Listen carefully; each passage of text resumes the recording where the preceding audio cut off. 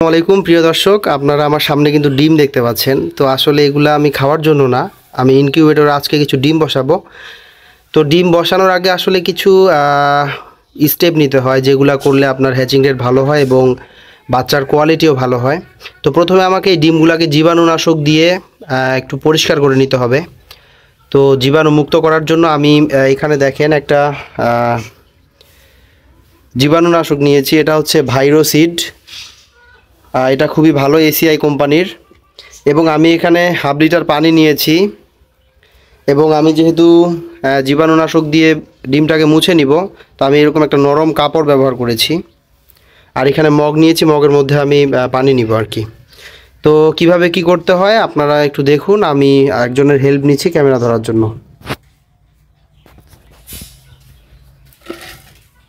তো আমি যেহেতু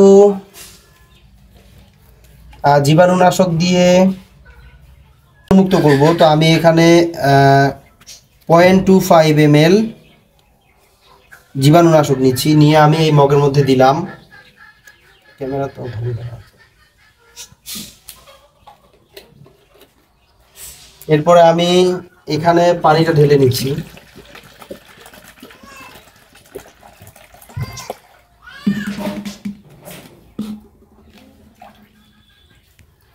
এরপরে আমি যে কাপড়টা আছে এটা সুন্দর করে এই জীবাণুনাশক যে পানিটা আমি রেডি করছি, জীবাণুনাশক যে পানিটা রেডি করছি সেইখানে আমি একটু ডুবিয়ে নিলাম। নেওয়ার পরে আমি ডিমটা কিন্তু সুন্দর করে মুছে নিচ্ছি, চারপাশে সুন্দর করে মুছে নিচ্ছি। মুছে নিয়ে কিন্তু আমি এভাবে রেখে দিব। তো এরকম করলে কিন্তু আমার ডিমটা জীবাণুমুক্ত হয়ে যাবে।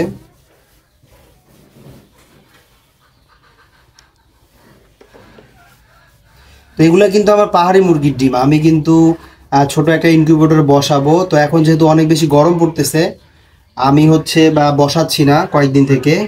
তো এবার চিন্তা করলাম যে আল্লাহ যা কপালে রাখছে হবে আর কি। তো দেখা যাক কি হয় ইনশাআল্লাহ।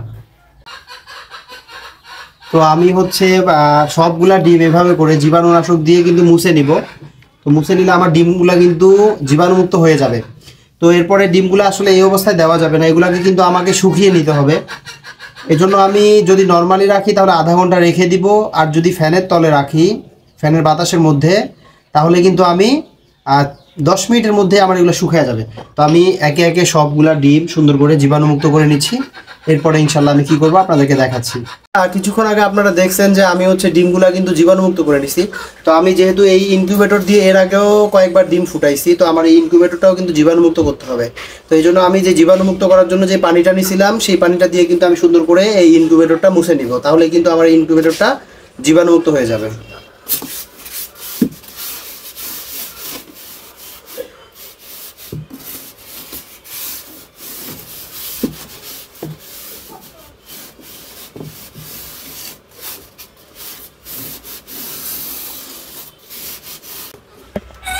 বন্ধুরা, আমি কিন্তু এটাও জীবাণুনাশক দিয়ে কিন্তু মুছে নিয়েছি। এবং এখানে যে আমার তারগুলা ছিল এবং এখানে যে আমার একটা মিটার ছিল, আমি কিন্তু এগুলো সবগুলা সুন্দর করে জীবাণুনাশক দিয়ে কিন্তু পরিষ্কার করে নিয়েছি, যাতে কোনো ধরনের কোনো জীবাণু না থাকে।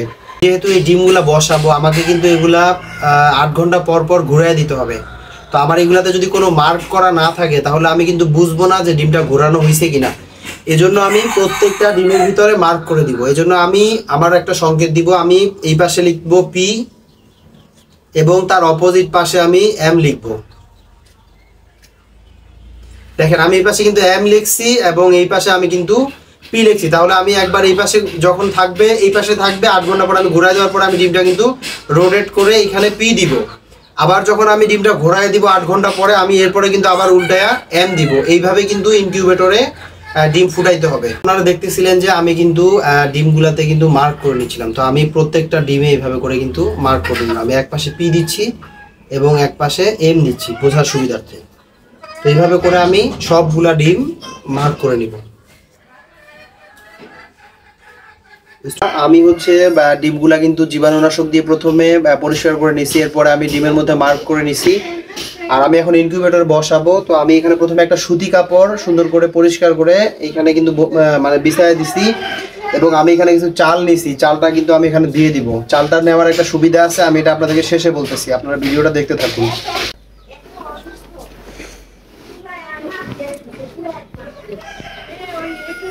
তো দেখেন আমি এখন ডিমগুলা এক পাশে করে বসায় দিব। আমি আমার যেই পাশে পি লিখছিলাম আমি ঠিক সেই পাশে করে আমি সবগুলা ডিম সুন্দর করে সমান করে বসায় দিব।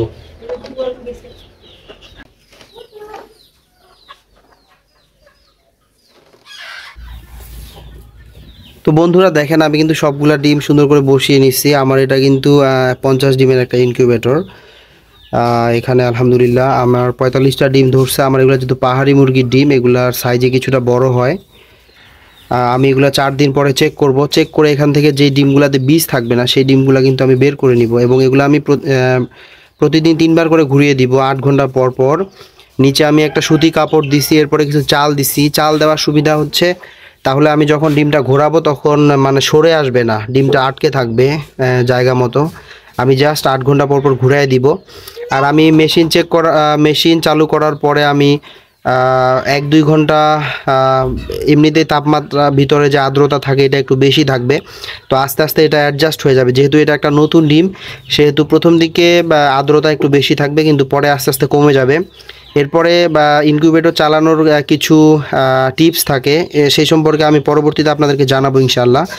আর আপনারা পার্সোনালি আমাকেও জিজ্ঞাসাও করতে পারেন, আমাকে ইনবক্স করতে পারেন অথবা কমেন্টস করতে পারেন। তো এইভাবে করে হচ্ছে আমি ডিম বসাই, এবং আমি যদি প্রয়োজন মনে হয় যে আর্দ্রতা কম মনে হচ্ছে আমার কাছে, সেক্ষেত্রে আমি কিন্তু এখানে পানি দিব। পানি দিলে কিন্তু আর্দ্রতা অটোমেটিক বেড়ে যাবে। তো ধন্যবাদ সবাইকে কষ্ট করে ভিডিওটি দেখার জন্য। আর আমি যেহেতু এত কষ্ট করে একটা ভিডিও তৈরি করি, অনেক সময় লাগে এবং অনেক পরিশ্রম করতে হয়, আপনারা যাতে কিছু শিখতে পারেন এই জন্যই কিন্তু ভিডিওটা আসলে করা।